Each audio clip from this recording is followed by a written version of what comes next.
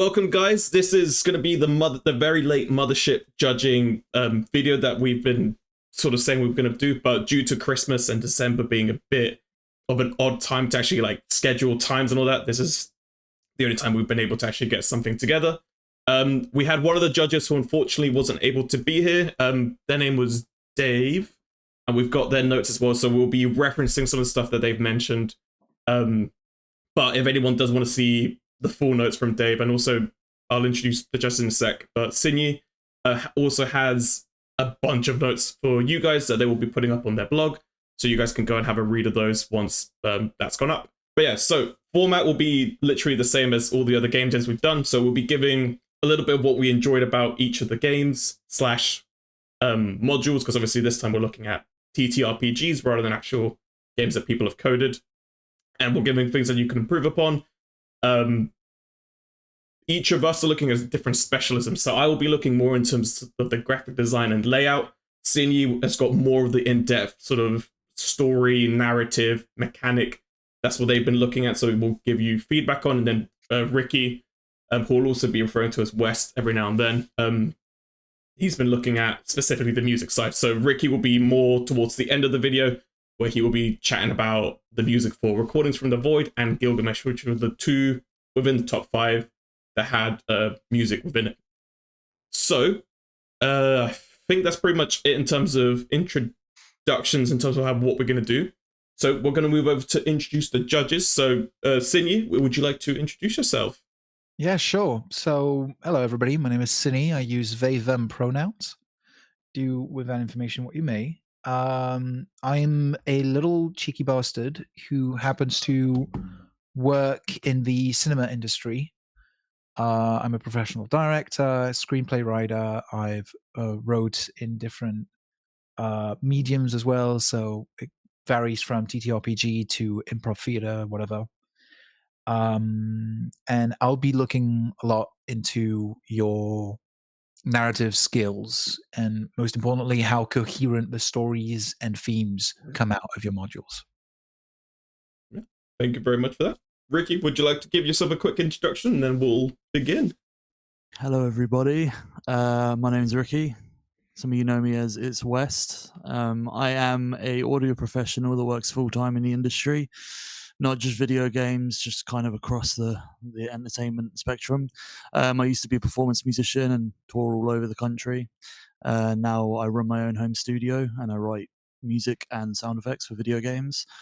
I worked on several ship titles, and outside of the video game industry, I also work as a full-time live sound engineer at a college. So I'm kind of always doing audio and occasionally sick of it. But yeah, that's it. Oh, that is the vibe of working within your actual hobby. You're like, oh shit, I've got to do this every day. It's so annoying. It's not fun anymore. Yeah, thank you very much for your interest, and again, thank you very much for your time. I know we've been yapping since 6:30 now, so it's been quite a while. So we'll try and keep this short and sweet for everybody. So we'll get started with the Persephone protocol. So for this one, Sinyi and I will chat about it, because this one did not have any music. So Sinyi, would you like to start? Yeah, sure. Persephone Protocol. So let's talk about what we are handling here. Persephone Protocol is a pamphlet module which takes place on a space station orbiting a currently terraforming moon. And there's been an issue with the onboard AI turning rogue. The way it's turned rogue, however, is quite the interesting part of the plot. It thinks it has a long-lost daughter, and it's grief that is turning it into this antagonist you'll have to face. So that AI calls itself Demeter. The name of the module is Persephone Protocol. If you know anything about Greek mythology, some bells should be ringing right now. This is a sci-fi retelling of the myth of Persephone. I love myth retellings myself. I've loved dabbling into them, reading them, and it turns out Persephone's myth specifically has been told and retold a lot in recent history, because it's a pivotal myth And in today's world where women are taking their spaces more predominantly, it makes a lot of sense to revisit a myth that talks a lot about womanhood, amongst other things. Here, let's start with a thing I really enjoyed. I loved Persephone Protocol's take on the myth by deleting the character of Persephone altogether from the and working from the perspective of Demeter instead.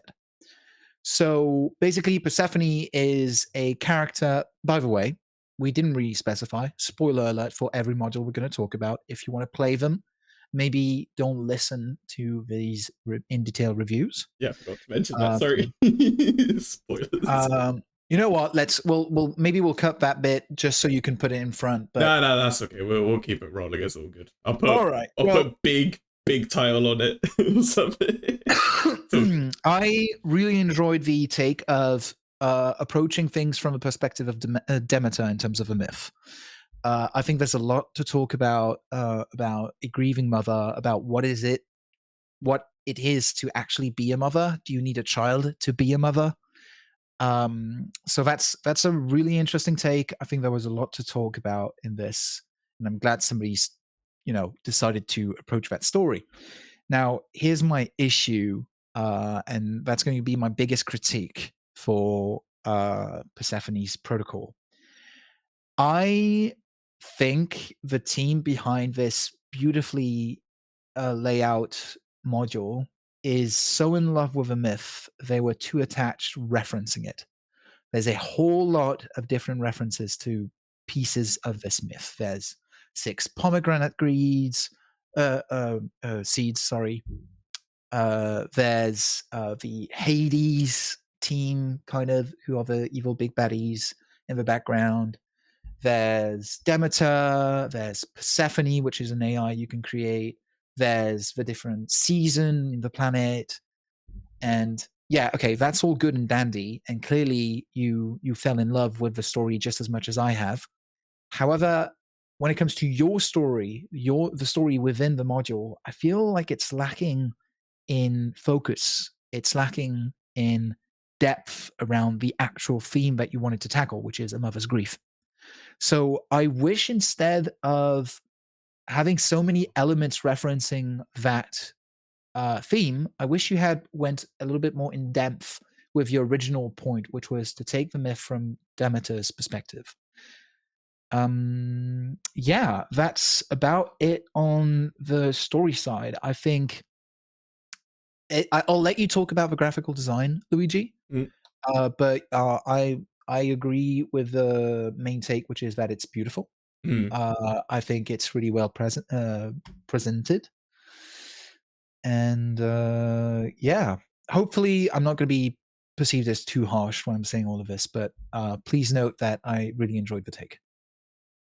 Thank you very much for that. But yeah, again, in terms of the narrative, we were literally going through it earlier. And yeah, lots of the stuff Cindy was explaining and showing to me, a lot of the bits of the narratives that, I didn't quite either get, because again, I'm not as familiar with the Persephone background story. So it was very interesting to see that take on that as well. And it's quite cool. Obviously, as Dave is not here, I'll quickly read over some of Dave's stuff as well, because they sent some stuff over. Dave also mentioned they really enjoyed the sort of creative and funness of it, and they said it was something that they'd play. Only thing they'd say, which is something that I'm going to talk about graphically, is the map design of that. At first, looks very cool. Like, I'm like, oh, cool, a map that is circular. Like, that could be a cool concept. But again, I'm not sure if just because of the size of the map that it's hard to read, or maybe it could have been some of the things to do with the fact that you got lots of colors that kind of blend in together. Like, the contrast isn't good enough for me particularly to understand what is what, and I don't really have like the legend isn't as clear to understand like at first glance. Like, it takes a little bit long to get.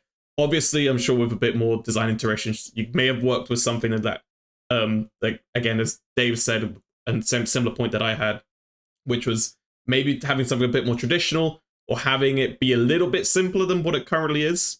Again, how? Depends, because again, there's a lot of like narrative implements you could have tried to play with or whatnot.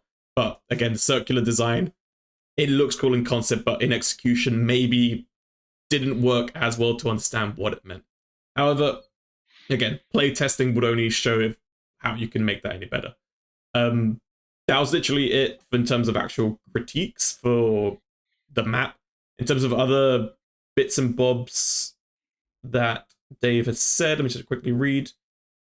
Yeah, I think that's literally it. Dave's only thing was just the map design for them wasn't as clear, and the traditional map would have went better.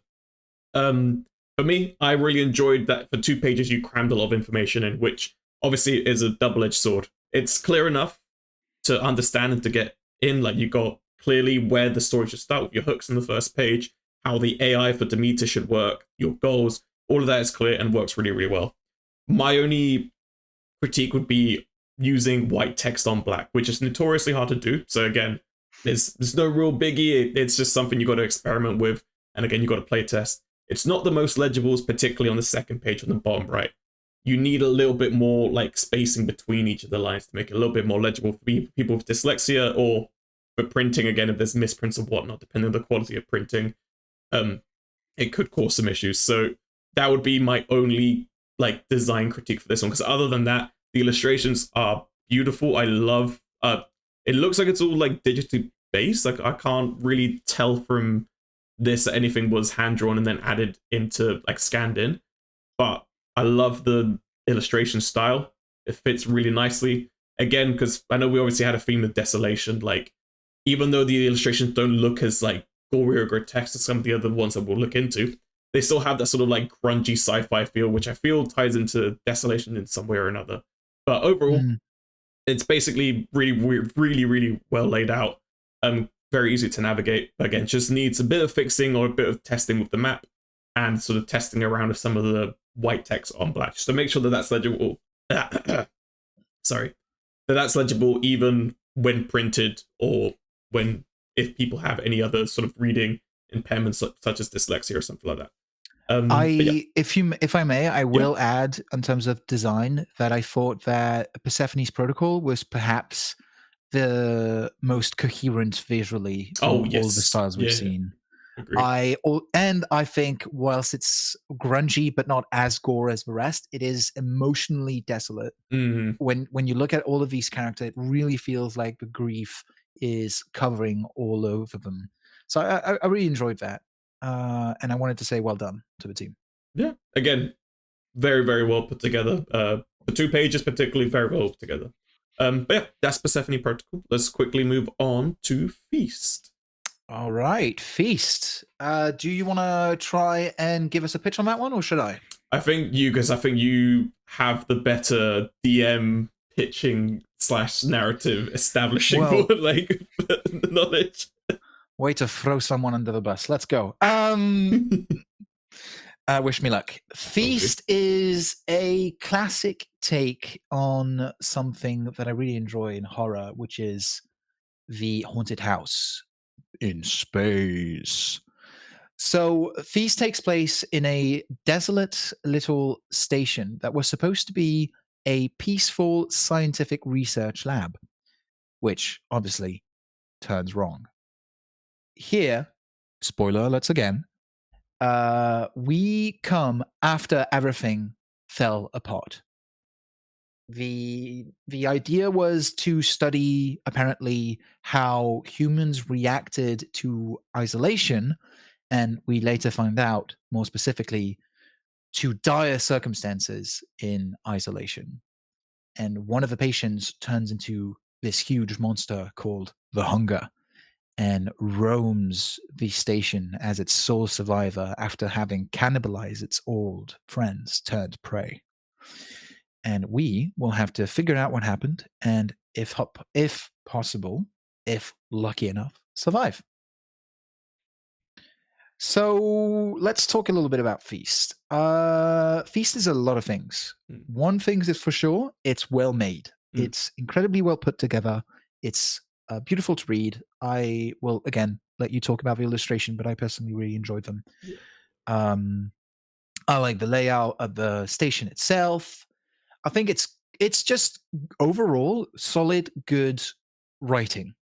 I did have some feedback, and it's not so much on the depth. I think you've you've really nailed the theme you wanted to talk about, and you really nailed the theme of the whole game jam in general, which is desolation. You really nailed that, and you really nailed the isolation. I feel like you lack a little bit of subtlety, and what I'm talking about is I think you're a little bit too utilitarist. Is that how you say that word? Utilitarist? I think so. Yeah, right. Well, you're a little bit too utilitarist in your map design and in your clue design. I'm going to make one example to make that clear, hopefully. I'm going to take the washroom. The washroom is a place where you can find a drawing of the creature, and I believe it's burning alive, if I remember correctly. That drawing, I have two questions for it.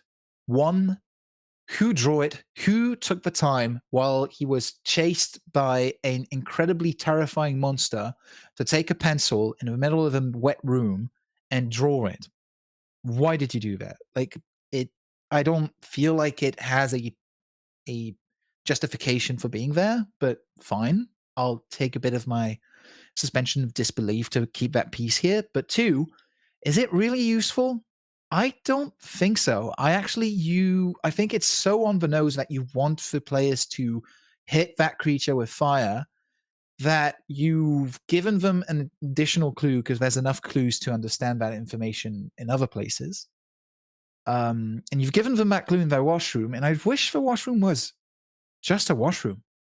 I actually wish there was nothing to find in the washroom. That's my point. In body horror, one of the many themes that is explored is psychosexual horror. And one of those psychosexual horrors is the fear of, let's talk about rape, for example. I'm going to give you an example of a horror movie in space that's kind of a haunted house that does that incredibly well. It's Alien. In the Alien movie, we are afraid of sexual assault, and we're afraid of forced impregnation, but we never actually have to confront those things, which is the exact balance you want to do. Confront real difficult subjects without actually going into the nitty-gritty trauma and visiting a cool monster or cool scene. And I feel like a washroom, just a washroom, a place where there's just showers, where you're supposed to be in a safe space where you're going to be intimate, I think that would have been a perfect place to leave empty. Nothing to be found. To just, or maybe something to be found, like a piece of intimacy, a piece of living in that space. I wish there was something more subtle in this environmental storytelling piece that you've got, rather than on the nose, hitting the nail with a hammer kind of deal. Imagine if that's what I have to tell you to find something to say about your scenario. Imagine how good that module has to be. Like, I want to insist on how good it is. One of the biggest things that works so well, again, I'm going to put another comparison to Alien here, but there's an Ash-like character in this. There's this android character called Eve, who's the real saboteur. And much like in Alien, there are two monsters in this module. There's the hunger, the big bad alien, and there's greed and the big bad corporation. And those corporations are incarnated by the androids. Look like humans, aren't actually. I think that's great, and I loved that you included that. I don't know if you did it by, like, on purpose, but I feel like your module kind of writes like a love letter to Alien with how similar it is, which it turns out Mothership is a bit of a love letter to Alien already, so it fits right into the niche. So well done. Yeah, no, again, reading through some of the bits as well, this is the ones I spent a bit more time reading. Yeah, I do agree. Some of the similarities are there. And yeah, it was also very, very enthralling to read. But that's not what I'm here to talk about. I'm here to talk about the beautiful, beautiful art that these guys have created. Oh, yeah. Bloody hell, it is terrifyingly nice.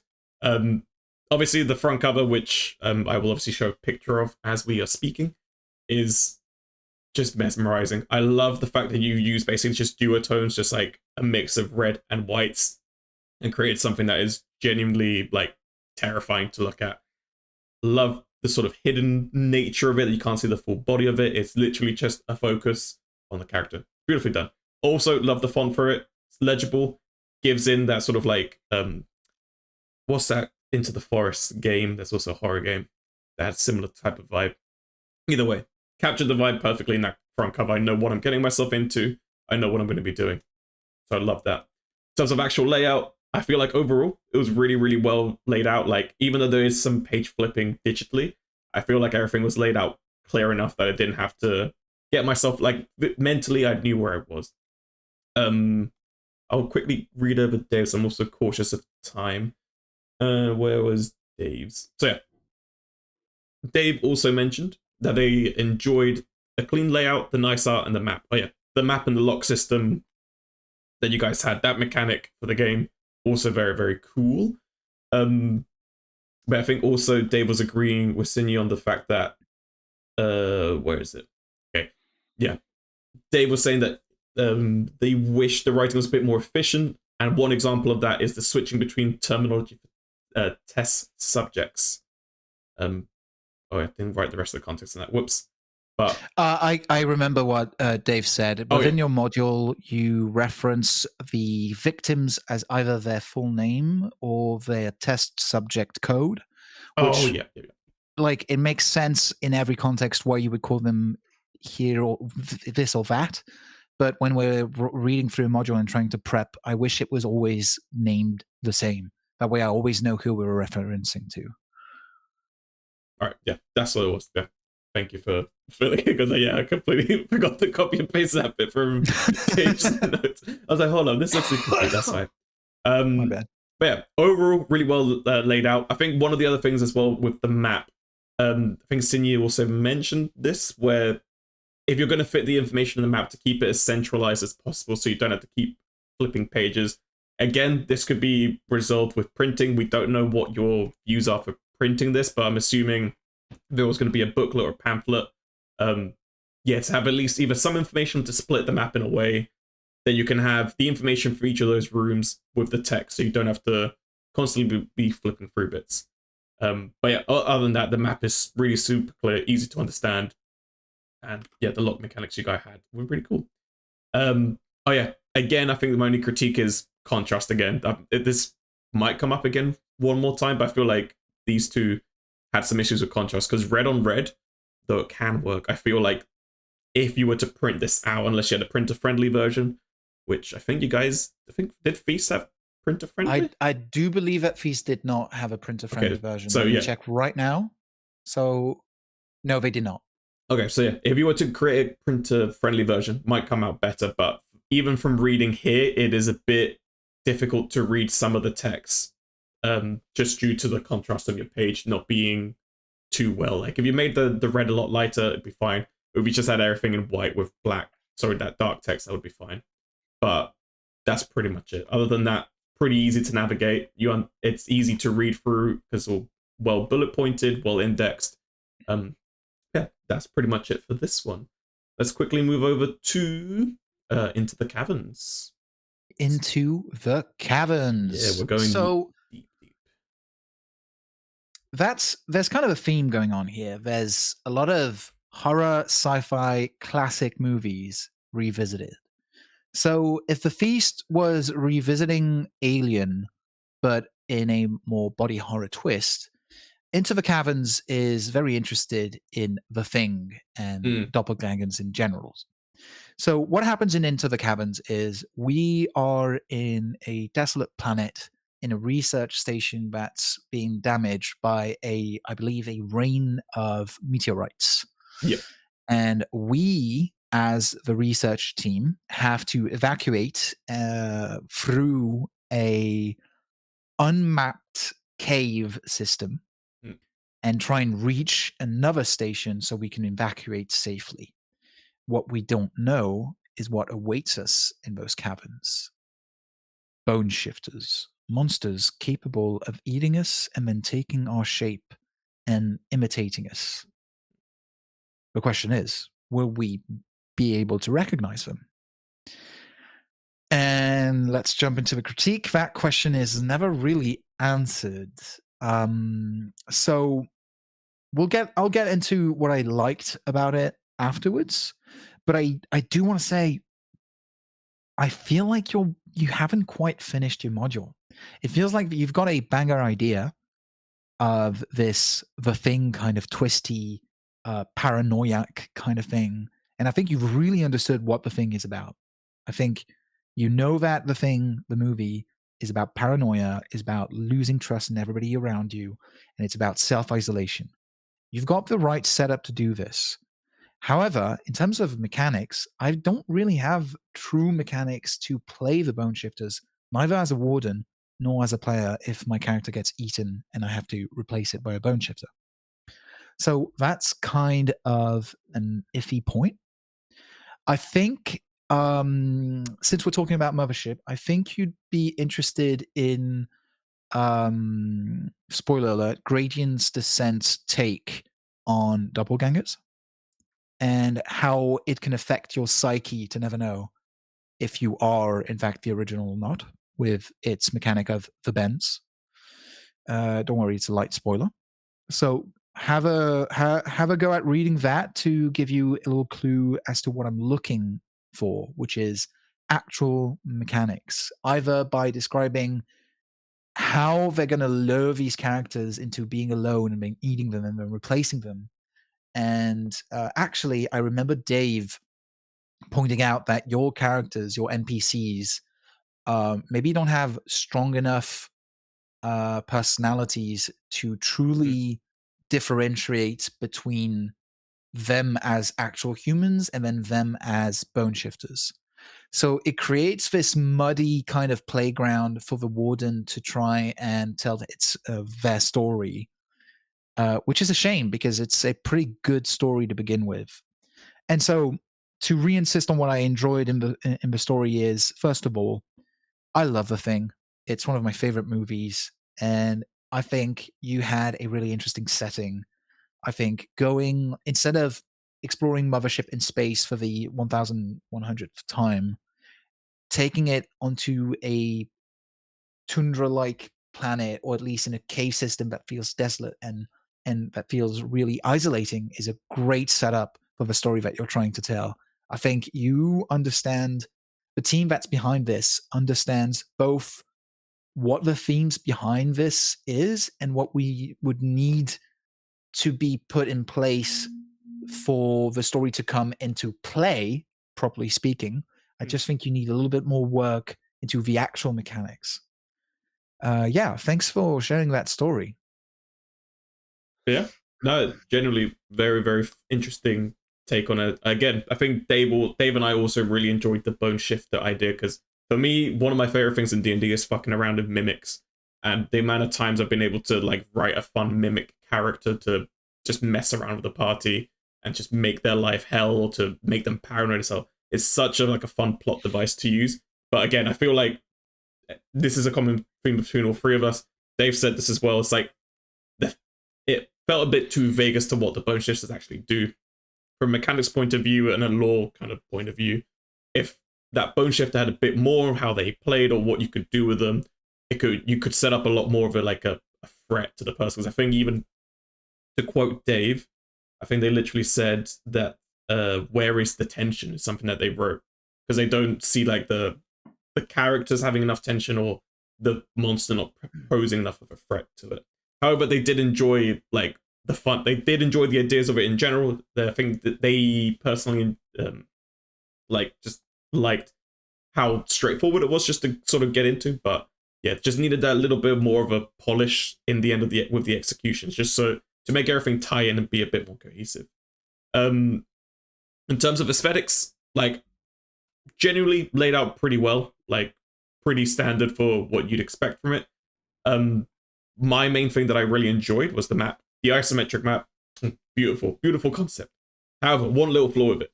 not detailed enough to fully like immerse yourself in as a DM or to explain to. Well, it's got the explanations. Don't get me wrong. So like you explain, oh yeah, in level 1 you get to see cave mouth, and you explain what that is, but there isn't enough of like a correlation between what you're seeing and what you're reading. Like it's such a high level's that the word? Like there's such a wider look rather than looking individually into each room. So one way you could have rectified this, potentially having level 1 have like an in-depth look of what level 1 is, so you can see a little bit more and like help the DMs, or if people get to find a map or whatever it is that you want them to look into for the players, that they can start visualizing it a little bit better and see whereabouts they are. But overall, very, very cool concept for the map. Just needed a slight tweak on it to basically just make it feel a bit more like, oh, I understand what's going on here. Other than that, I think everything's pretty well laid out in other sense. There's nothing that isn't too illegible. Everything's clearly labeled, and you know pretty much what's to start. But again, I think it just falls back to the actual mechanics needing a bit more. Because again, I don't see anything in the layout that tells me bone shifter. So you've got a section on the bone shifter, but I don't see anything that indicates how to use the AI for the bone shifter. So like, what do I roll? What do I do? There's nothing in there to explain how to do that bit in particular. But yeah, that's pretty much it for Into the Caverns. Very, very fun concept. Again, that map was very, very cool idea. Just needed a bit more polish for it to be like really, really like a bit more hard hitting than it currently is. But other than that, we all enjoyed reading through it and looking through it. And yeah, also enjoyed the monster design. Could have gone a lot gorier though. And again, it's all personal preference on using photo montage with an illustration, but again, that's just depending on how much time you guys had. There's a lot of context we're missing for the actual design of the monster to understand it fully, but do enjoy the concept you guys had for the bone shifter. All right, let's quickly move on to Gilgamesh, and now we can include Ricky because this one's got music. Hey, welcome back, Ricky. Very excited. All right, so I think again we'll begin with a short introduction, and then we'll let Ricky, after the introduction, and Sinews talked about the narrative and mechanics and that, we'll get into the music after all that. Right. We'll move into that. If that sounds all good with everyone. So Gilgamesh, the Raider's Bounty of Gilgamesh-VII, I believe, is the complete name. Yes, right. Yes. This is a Raider bounty that takes place on, you guessed it, Gilgamesh-VII. A pretty straightforward story when you come to get introduced to it. And then as you go deeper into it, you will find out there's a little bit more complexity to it. Let's talk a little bit about the premise. There's a terrorist cell called Company 86, and you have been hired to kill the leader for credits. Simple, right? Not so much. There's complex, intertwined NPCs that all want different things, and there's a push and pull of tension that's really, really interesting. You can find all of the relevant NPCs at the back of this module, and I think you'll be really impressed by the quality in character writing that they've got there. At the front, you'll get a little introduction piece as well as a general setting description, which again, I think is pretty well done. The stellar map is something I'm actually quite impressed by, with how it keeps us on just enough information to get the context without ever distracting us with too much details on places, we wouldn't go. So I think that's pretty good. And then you open the module and something kind of sad happens. You guys got really unlucky with me. I want to preface everything that I'm going to say before I'm going to say my critique. Got pretty unlucky because I don't think I'm your target audience. I actually have a really hard time with self-generation content. When you open this module, you get around 4 tables. A table that you can throw dice on, a table to generate the locations that you'll visit, because this is a depth crawl, and then tables for little details that you can find during your depth crawl, events that can happen if you stay too long somewhere, and encounters you can meet on your way. Here's the thing that makes me not like this so much. And here's my biggest critique for Gilgamesh. First of all, Gilgamesh uses a system with 2 D5s. If you don't have a D5 in your set, that's normal. They don't really exist. A D5 is actually just a D10 divided by 2. That is not very accessible for dyscalculic players. In fact, I tried the depth crawl system myself, sitting at a table, taking a pen, writing down what I was going, and every time I had to throw the dices, divide by 2 my results, then round it down if there was any decimal numbers, then add them together, then add that to my depth level. That took me a good 5 minutes. And I'm not so bad at math. Maybe I was tired, but come on. So I wish you had found a way to keep those as 2 D10s or 1 D10 rather than force that calculation on me. I think that's not very accessible. That's one. And two, that's where my biggest issue comes.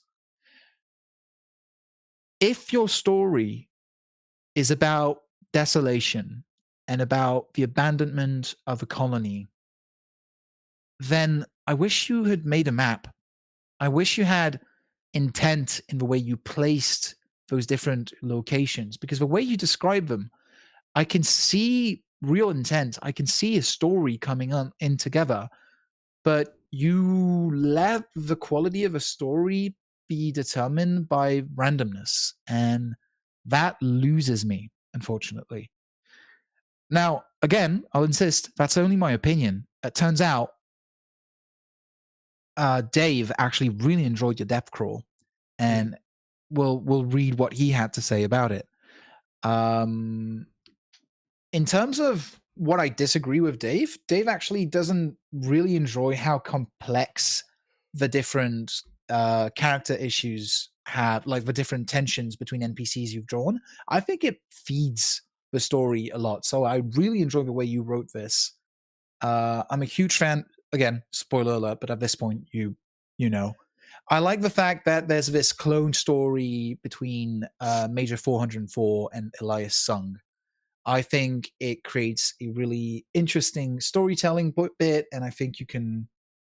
I think there's so much you can do with this story, and I'm kind of sad that I'm not part of it because the depth crawl just lost me.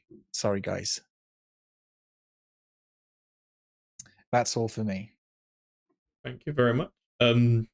Yeah, I will add my bits on up, but we'll let Ricky have a chance to speak. Ricky, the music, the theme. Tell us all about it. All your thoughts.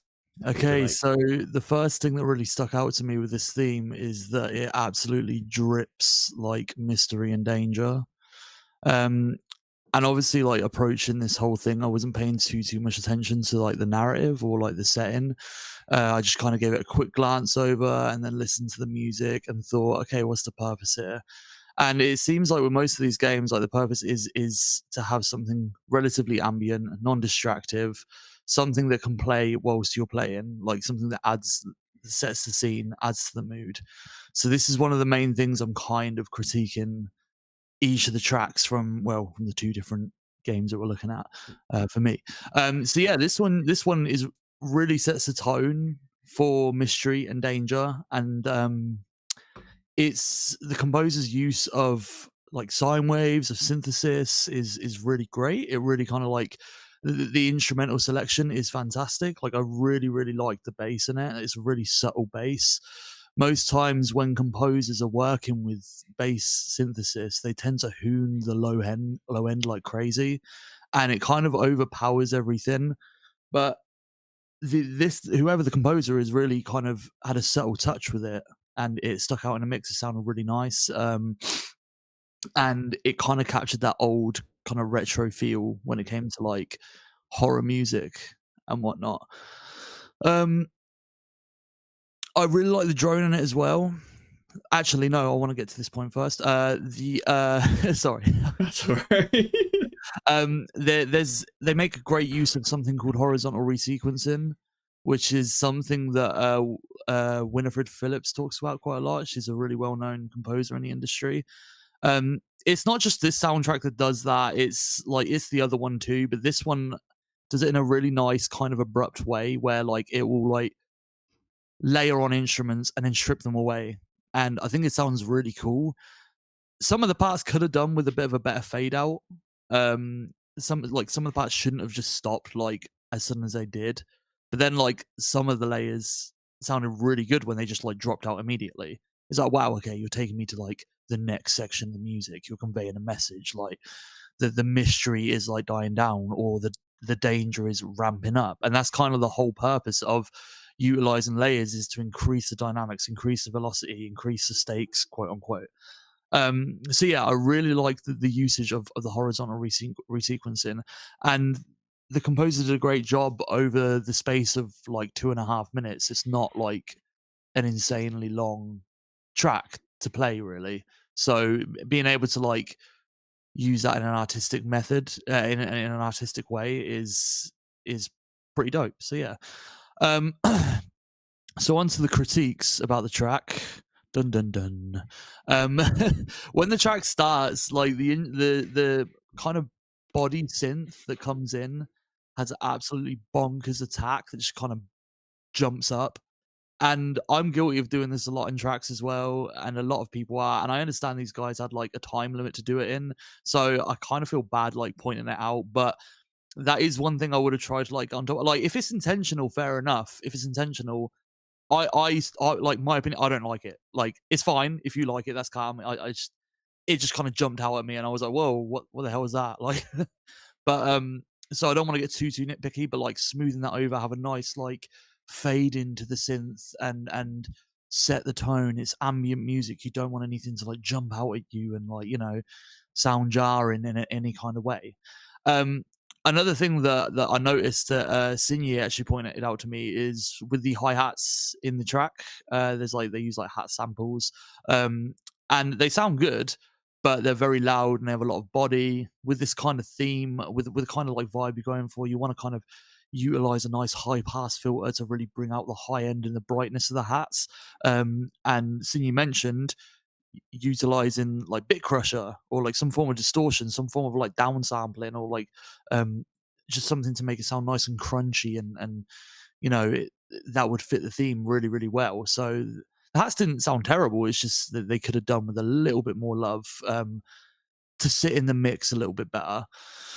The other thing as well is, so the sound design in this track, there's a lot of sound design in a lot of these tracks because it's kind of natural it comes with the territory of atmospheric music.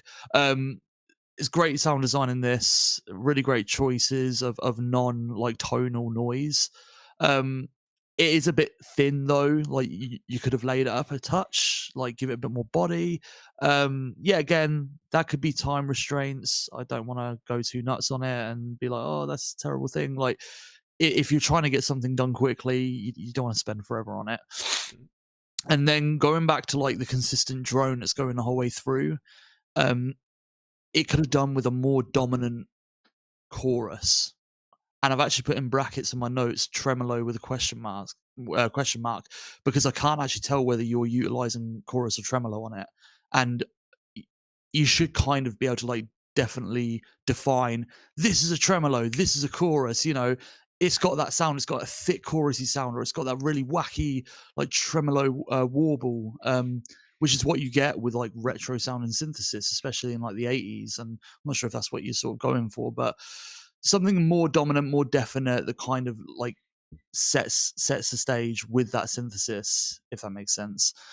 And that drone that I'm talking about as well is actually one of the examples of horizontal resequencing I didn't like too much, because it just stopped straight away.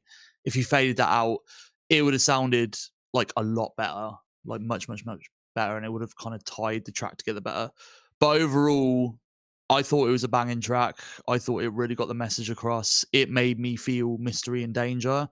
It's just a couple of like production tidbits that I was like, oh, I would have done that better. Or like if you would have changed that, it would have made it sound better, just to kind of smooth it over. And the one point the main point of criticism I want to point out, it's a bloody loud track. Like it ain't got to be that loud. Like just like chill, man. Nice chill atmospheric track. But I do want to really emphasize, I did like the track. I'm not just trying to tear it apart. It's a dope track. That's me done. I'm happy with my criticism for that. That's all good, bro. Yeah, thank you very much for that. Yeah, I mean, when we played it on stream, yeah, it did have some occasions like, oh, wait, hold up, just loud. I'm assuming attack is loudness. So it's like the terms. first point you hear. So like if you have a long attack on a synth, it takes a while for it to come in after you've like pressed the key. Got you. Okay. And a short attack will just be like bam in your face.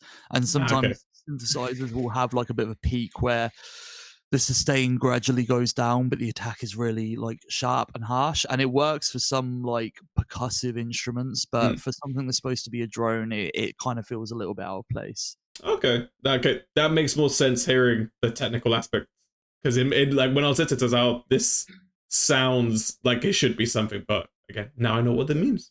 So yeah, thank you very much for that. Hopefully that helps for the composer. But yeah, all right. So I'll quickly cover the graphical elements. I just realized what time it is. I'm like, oh shit. Couple of things. We'll start with the fun stuff. I love the Lino Print-esque character designs. It's simple yet very grungy and captures the emotions really, really well. I love the aesthetic of text, particularly like on the actual like cover. However, issue with the kerning being a bit illegible. If you kerned it a little bit more, it might have been a bit more easier to read. But again, I just don't know if that's just intentional or not. I need a little bit more context to fully say if this will be valid criticism or not. However, do like the aesthetic you guys have gone for, the sort of grungy, even like the hauler map for the actual mining ship you guys have. It's also quite fun to look at. And you've kept that quite consistent throughout, and everything's got like it's like rigid / grungy sort of vibe to it. My only other sort of point of critique was just like, yeah, the layout table is way... I don't know if this is obviously normal for dev crawlers. This is the first one I've seen. So if I am wrong, please do correct me. But I feel like, again, this relates back to just the complexity of it. It seemed like there was a lot, and it was hard to see what is what, and it's hard to sort of fit information enough to give you like a sense of what you're supposed to be doing in each bit in just a couple of sentences. So mayhaps it could have been better to have like a shorter table for each thing and just delve a little bit more deeper into it, or again to have like a visual of what each thing is, like to help either with more visual people like myself to understand what the recycling plant could look like, so I can give the vibe more, and just to see some more of the art, because again, the art style or the art direction you guys were going for seemed like it could have had a lot of cool potential for like environmental storytelling, which is what you guys are mainly going for here as a depth crawler.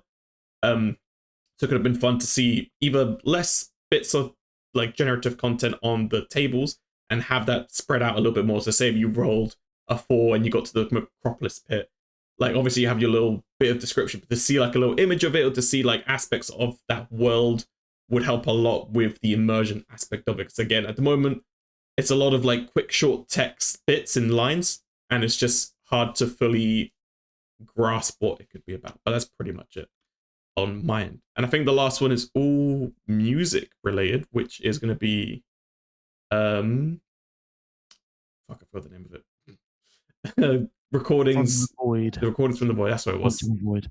So yeah, Ricky, this is all you. Oh hell yeah. We'll try and keep it quick, so I've realized that you were supposed to leave. Yeah, that's fine. So if you need to leave, let us know. I'm gonna try and stay for as long as I can. Okay, sweet. But yeah, we'll try and keep it short and sweet. Yeah, that's cool. So obviously I had a lot to talk about here with this track, because there was 4 very long tracks to listen through. The one point I want to like make from the get-go is the atmosphere of this one. Again, absolutely phenomenal. The soundscapes are awesome. It really kind of gets me in the zone for some creepy shit, basically, and I think it's really, really, really dope. There's use of like a lot of different wacky synth sounds, a lot of like pitch shifting, a ton of theremin sounds. I don't know if you used an actual theremin or if it was a VSC, but it sounded really good and it really, really fit. There's a lot of quality use of panning. Most of the tracks were loopable as well, so you could technically like have them playing consistently if you faded them correctly. There's a lot of great impact sounds. There's a lot of like great use of I don't know if you're using Foley or you're using samples of just like everyday stuff like car horns and like mouth breathing, but it sounds great, and your like artistic twist to it is brilliant and very creative. So yeah, overall it's awesome. Oh, there's a great use of atonality as well, where you're not really adhering to tonality and you're kind of verging off of that. It kind of embraces a sense of serialism and really fits into like the avant-garde genre and makes things sound weird and like you don't know what to expect. And yeah, again, absolutely dope, and gives me a great like sense of like looming dread when I'm listening to it, which I'm going to assume is what you went for, really. So, as we're making this snappy, I'll jump to criticisms and then give my final sort of rundown. So the one thing about like the panning, I love the stereo imaging. I thought it was great. It does get a little predictable at times, and the sense you're going for is randomization, is atonality, but then the automation of the sounds jumping from right to left, it's predictable. It's okay, now it's hitting my right ear. Oh, now it's hitting my left. Now it's hitting my right ear. It's like you could have like mixed it up a little bit and gone a bit more random with it and stuff like that. So that in a soundscape where you're trying to give off the sense of randomness, that is one consistent thing where I can predict it. A lot of the impact sounds as well, they didn't have variations, so some of them sounded repetitive. It mainly kind of sticks out in the second track, Lurking Behind. I can't remember the full name of it. I've just kind of put down quick names for them. It really sort of sticks out where like it's just okay, it's the same like percussive sample playing over and over again. It gets like a little bit boring. It's a nice sample, like it's not a bad sample. It sounds good. It's just it gets boring. But then later on in that track, a higher pitch impact sound comes in and sounds really nice. It kind of sounds like loads of like marbles rolling over like a chunk of steel, which I think sounds really cool. The track, a lot of these tracks would benefit more from like space and minimalism as well. So like there's a ton of space in them, but in certain sections there's a bit of clashing with a lot of the sounds that are playing, a lot of the layers that are going on. If you gave it a bit more space, and kind of like, for example, you've got like 8-9 minute tracks, you can introduce all these new kind of ideas in different section and stretch it out for the whole 9 minutes. But you kind of have like 2 minutes of like super quiet and like not much happening, and then like suddenly like everything comes in, and it kind of has like a body in the middle of the track. And it's like, if you want to create something ambient and super like atmospheric, then just kind of have all the concepts playing at different times throughout the track in a more sporadic way, less it all crowding up together. So sorry, I'm just reading through my notes. I want to go back to the mouth sounds on the Haunted track. Yeah, again, I can't remember the full name of it. It's a third track in the list. The mouth sounds are bloody awesome. You've utilized the mouth sounds as like a hi-hat, in a sense, like a really slow kind of shifting hi-hat. And right at the end, you use a form of pitch shift, which sounds so good and really like sets the tone. And you could have done that with like a lot of the other samples as well, and it would have given like the same effect. It would have, you kind of slow things down a bit and like make it sound more creepy, and everything like it just sounds more evil. And that's what you did with the mouth sounds, and I think that's fantastic. You also use a horn. I don't know if it's like just a car horn or what, but that starts randomizing in places when it like, I think it's like about 30 seconds after it comes in. That randomization, it's so like you do things like little bits of like pitch shifting, little bits of like distortion. I think it is anyway. Like I could be wrong, but like you add loads of little like elements to it that randomizes the sound of that horn, and it is so ridiculously good. I love it so much. But I hate the fact you didn't apply that to some of the other elements in the song, like the repetitive percussive sound I'm talking about. You could have randomized that slightly, and that would have made it just sound so much better. Probably getting a bit nitpicky here, but like that would have been really cool over like a 9-minute long track. It would have been really cool to like utilize some of that randomness for some of the more repetitive elements. So yeah,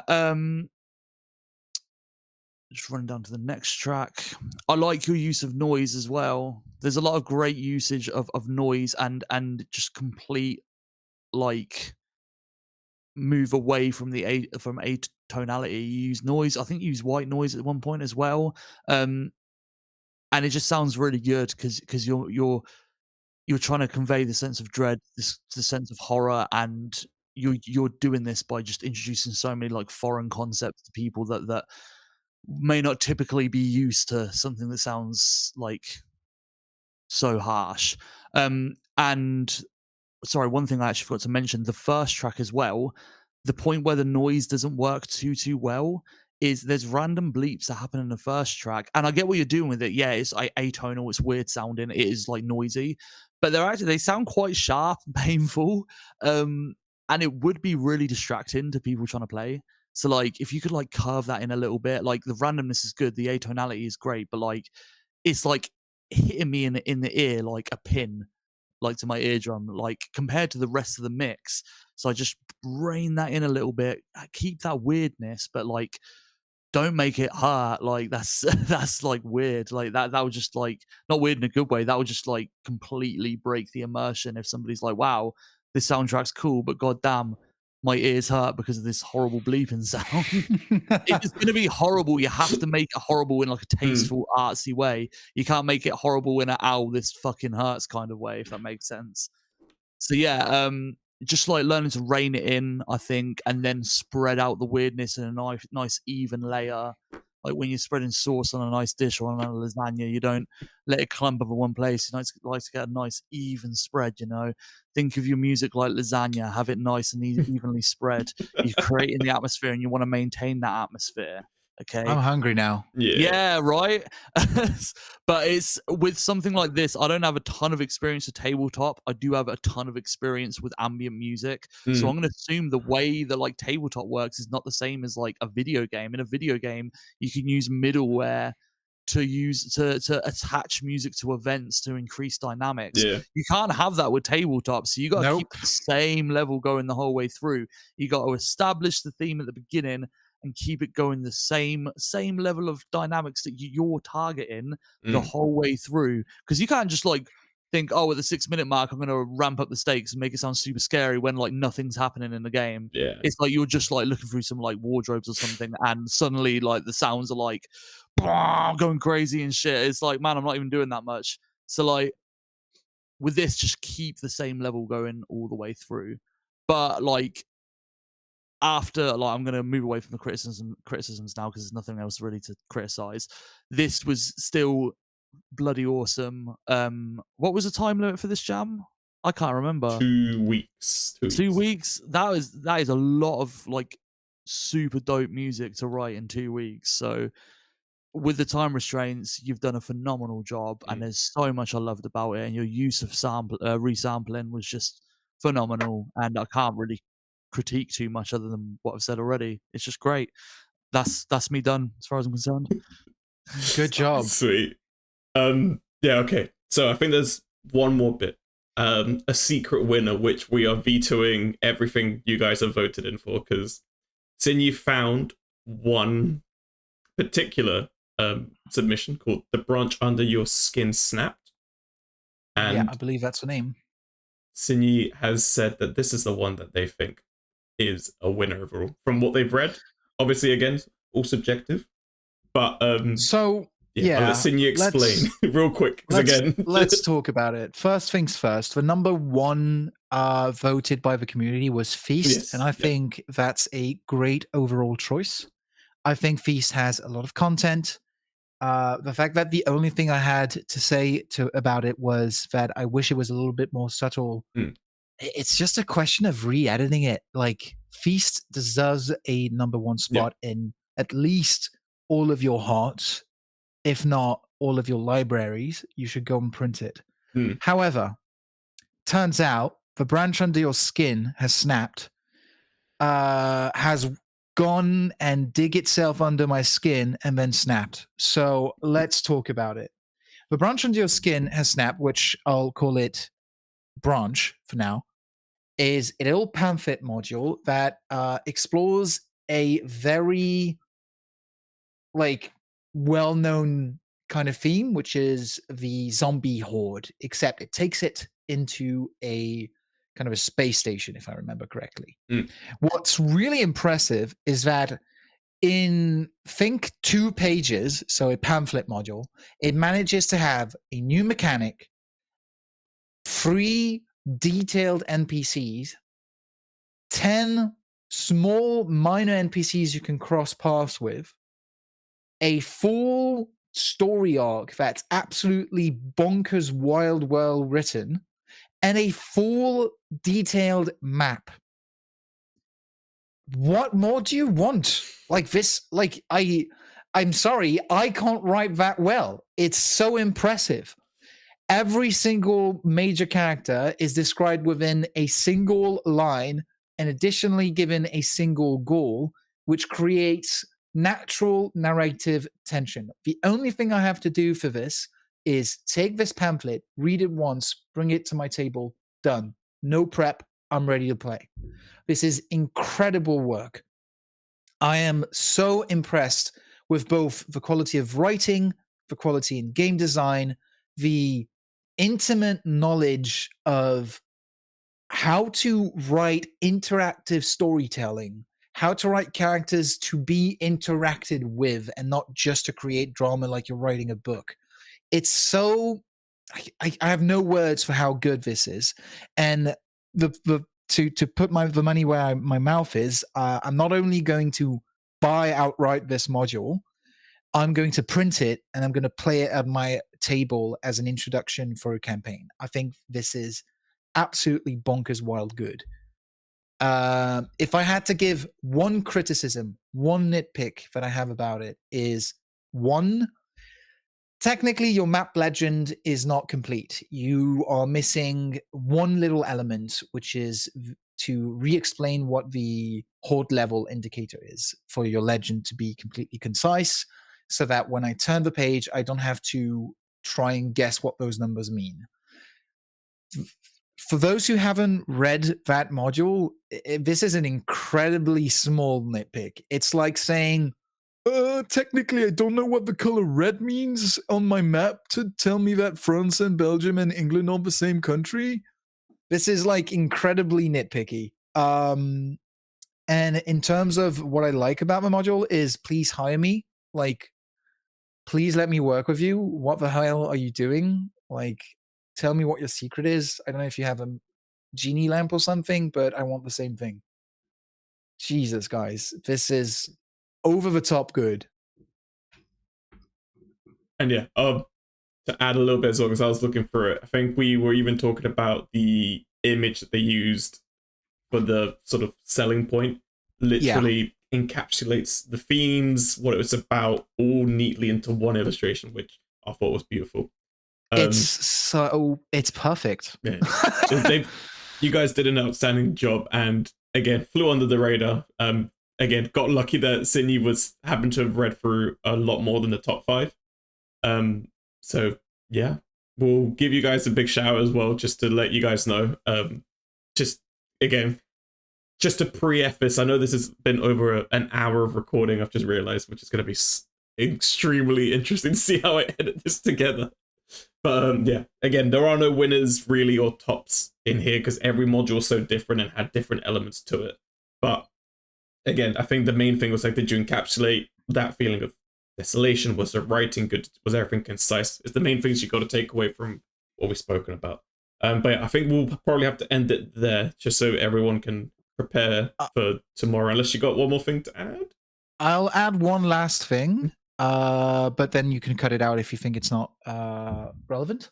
First things first, I hope that you guys listening to this didn't feel like it was too harsh. My point of view was I wanted to give you as much criticism as I could so that you could take as much useful information as you could, but I have not read a single module that I didn't enjoy.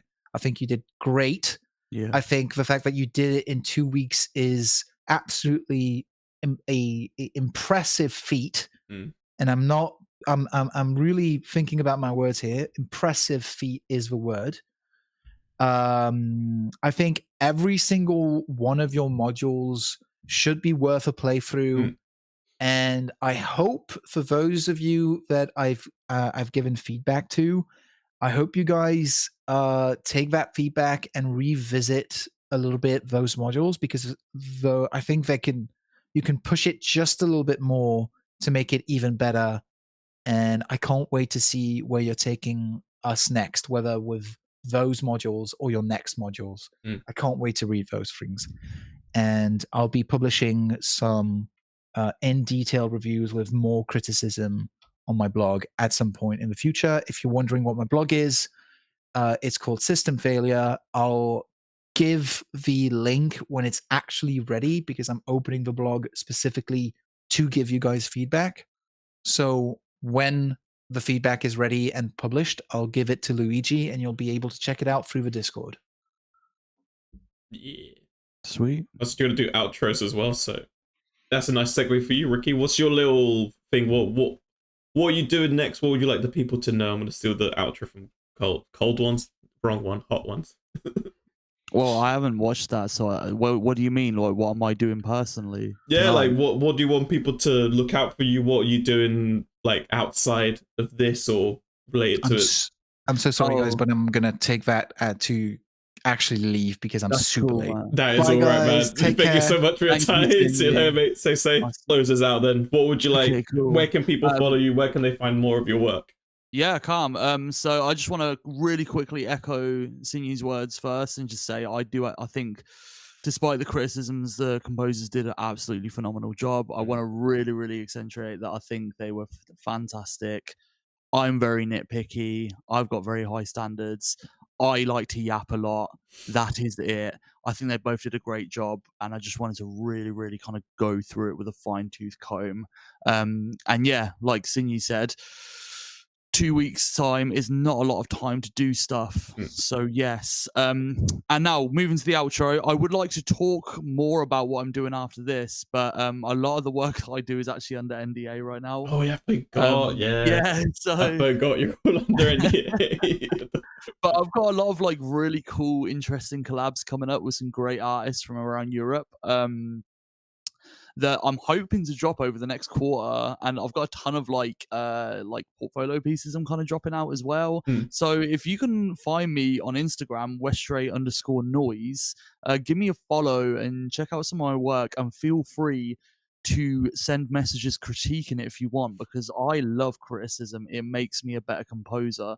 If you don't want to follow me on there, you can also follow me on Twitter under the same, not Twitter, X, my bad, under the same handle, but without the underscore in the middle.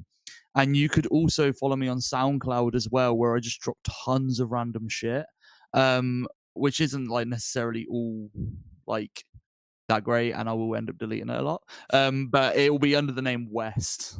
Like just West, and it will say I'm from the East Midlands, basically. But anybody, like, you can reach out to me on Discord as well. I'm very active I'm relatively active in the Artist Tavern. So yeah, and when like all the restrictions lift, I'll be way more public about like the professional work that I'm doing in the industry. But obviously right now I can't really talk about it. So yeah, we'll move on from that. But thank you for having me on, Luigi. I really appreciate it. It's been a lot of fun. So yeah. Sweet. Well, with that, thank you all for joining. I'm going to stop the recording. Obviously, Rick, if you want to stay on for a little quick debrief, we can. But cool. That's it. All right. Hope you guys enjoyed the feedback. I'm going to stop recording now.